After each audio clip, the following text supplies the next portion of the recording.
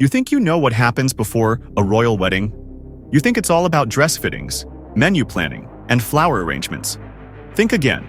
Picture this. It's 1469, and you're a 14-year-old princess about to marry a foreign king you've never met.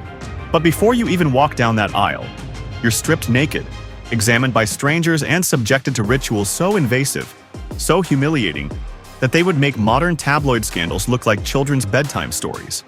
What you're about to discover will shatter every romantic notion you've ever had about medieval royal weddings. Because behind the golden crowns and silk gowns lay a world of sexual politics so twisted, so calculated, that even Game of Thrones would blush. And trust me, it gets so much worse than you can possibly imagine. The virgin inspection. But here's the twisted part that history books conveniently skip. Before any royal bride could even think about saying "I do," she had to prove her worthiness in the most degrading way imaginable. Welcome to the world of pre-wedding virgin examinations, a practice so common that medieval courts had official protocols for it. Picture yourself as that trembling princess. You've just arrived at a foreign castle, and within hours of your arrival, you're led to a cold stone chamber. Not for a welcoming feast or diplomatic meeting. No, you're here for what they called the inspection. A team of elderly women, usually midwives appointed by the court, would force you to undress completely. These weren't gentle examinations. We're talking about rough, invasive procedures where they'd physically examine your hymen to confirm your virginity. The medieval mind believed that an intact hymen was absolute proof of purity, despite the fact that this was medically nonsense even then. But wait, it gets stranger. If there was any doubt about your virginity, they had backup plans. According to the Trotula, a medieval medical text, anxious brides would insert leeches into their vaginas before the wedding night to ensure bleeding. Yes, you heard that right, leeches. They'd also use concoctions of egg whites, herbs, and oak bark to artificially tighten the vaginal walls. Can you imagine the terror? You're already scared about marrying a stranger who might be twice your age, and now you're being violated by court officials who hold your entire political future in their hands.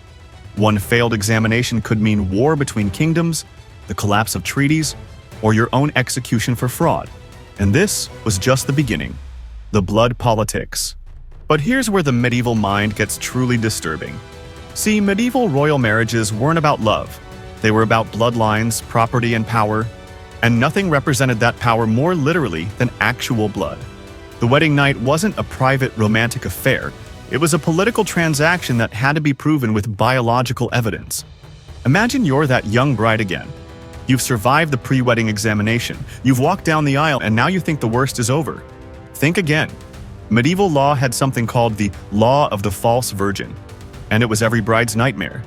If your new husband discovered or even suspected that you weren't a virgin on your wedding night, he could legally summon all the wedding guests into your bedchamber, rip open your dress in front of everyone, and force you to confess your crimes publicly. But it gets worse. The morning after your wedding night, court officials would inspect your bed sheets like CSI investigators. No blood?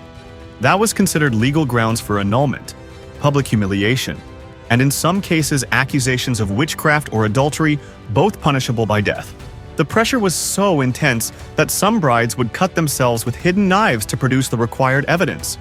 Others would use animal blood smuggled into the bedchamber by sympathetic servants. Medieval recipe books are filled with horrifying instructions for faking virginity, including inserting fish bladders filled with blood into the vagina before intercourse. Picture the psychological torture. You're lying there on your wedding night, not thinking about intimacy or connection, but about whether you'll produce enough blood to satisfy a room full of political observers. Because make no mistake, even though the witnesses left the room, they'd be right outside the door waiting for proof of consummation. And if you think that's the most invasive part, you haven't heard anything yet. The bedding ceremony horror. It gets worse, so much worse. What I'm about to tell you actually happened to real royal brides, documented in court records that survive to this day.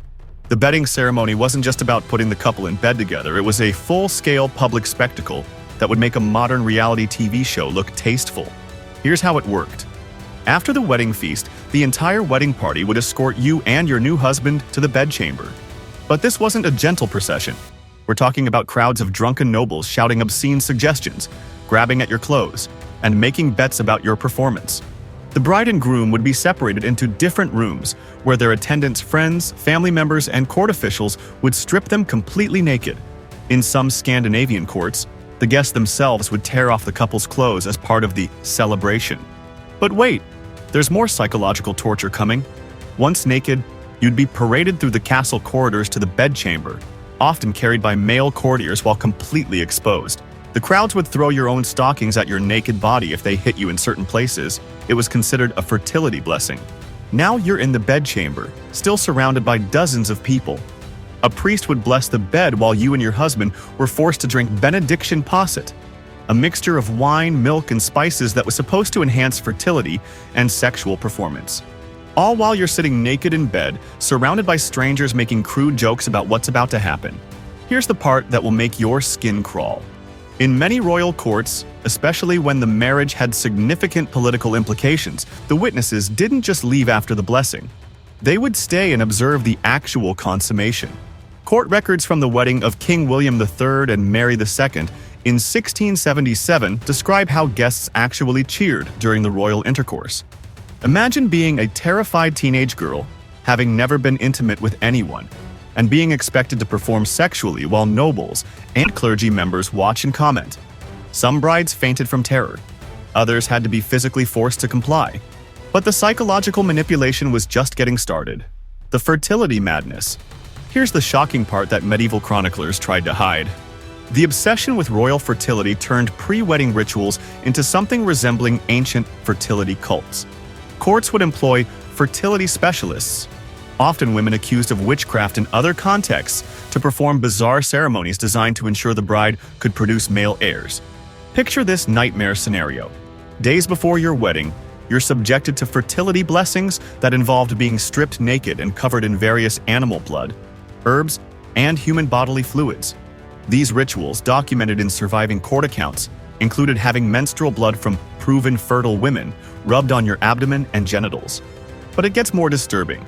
Some courts practiced sympathetic magic rituals where the bride would be forced to consume pieces of placenta from previous royal births, drink wine mixed with semen from stallions, or even undergo procedures where live animals were placed on her naked body during ritualistic ceremonies.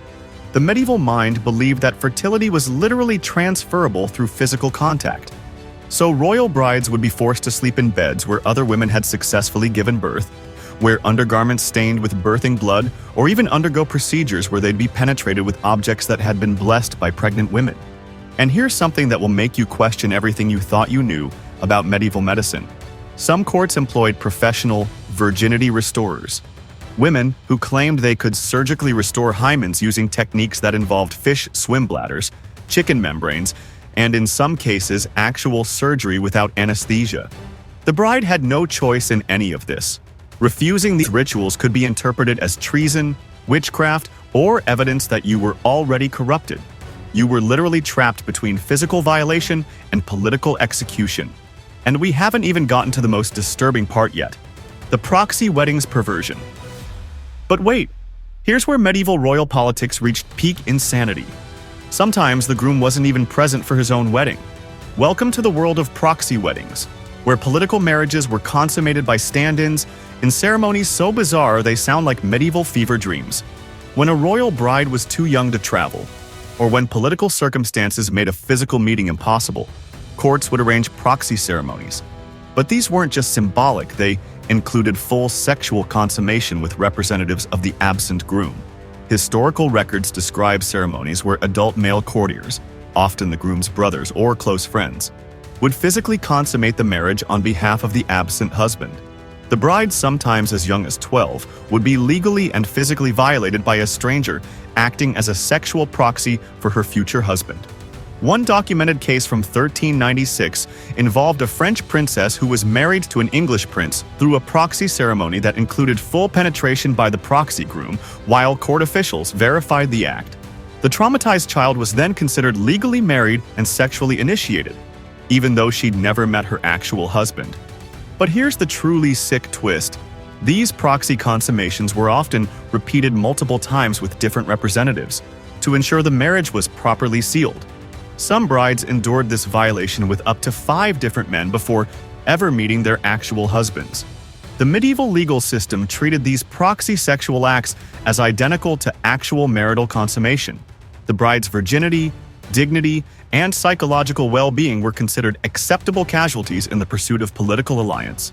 And if you think we've reached the bottom of medieval depravity, think again. Climax, the witnessing horror. Here's the moment that will haunt you forever. The absolute worst-case scenario, and this is documented in multiple court records, occurred when there were disputes about royal succession or questions about the bride's fertility. In these cases, the consummation wasn't just observed, it was medically supervised. Picture the ultimate nightmare. You're a royal bride lying naked in bed while your husband attempts to consummate your marriage, and surrounding your bed are not just political witnesses, but court physicians taking notes on your physical responses, measuring the amount of blood produced, and literally coaching your performance to ensure pregnancy was likely. Court records from several medieval kingdoms describe scenes where physicians would physically guide the groom's actions, position the bride's body for optimal conception, and even manually examine the bride's genitals during and immediately after intercourse to confirm proper seed placement. Some ceremonies included real-time fertility assessments, where doctors would insert their fingers into the bride immediately after consummation to verify that conception was possible. The bride's screams of pain and humiliation were considered normal parts of the process. But here's the detail that will make you lose sleep. In cases where the groom was impotent or the bride appeared unresponsive, court physicians would sometimes physically assist the consummation using medical instruments, while the assembled witnesses watched and took notes for legal documentation. One surviving account from 1421 describes a royal wedding night where the bride was held down by female courtiers while male physicians ensured proper marital union using tools that were basically medieval torture devices. The bride's consent was legally irrelevant. Her body was considered property of the state. The woman survived this ordeal, gave birth to future kings, and is remembered in history books as a successful royal bride. Her trauma is reduced to a footnote about medieval marriage customs. So the next time you watch a modern royal wedding on television, with its romantic ceremonies and respectful privacy, remember what those golden crowns and silk dresses used to represent. Medieval royal marriages weren't fairy tales, they were legalized sexual trafficking dressed up in religious ceremony. Every smile, every I do, every romantic gesture was performed under the threat of physical violation, public humiliation, and political execution. The purity that medieval society claimed to protect was actually destroyed systematically by the very institutions that demanded it. Young women were tortured in the name of virtue, violated in the name of law, and traumatized in the name of God. These weren't isolated incidents or exaggerated legends, they were standard operating procedures documented in court records, legal codes, and medical texts that survive to this day. Millions of women endured these rituals across centuries of European history. The true legacy of medieval royal weddings isn't romance or tradition. It's the systematic destruction of female autonomy in service of male political power. Every modern wedding tradition, from the white dress to the father giving away the bride, carries echoes of these darker origins. And trust me, this isn't the worst ritual in medieval history. The things royal courts did to ensure political succession make these wedding night horrors look almost merciful by comparison. Some truths are too dark for fairy tales, but they're too important to forget.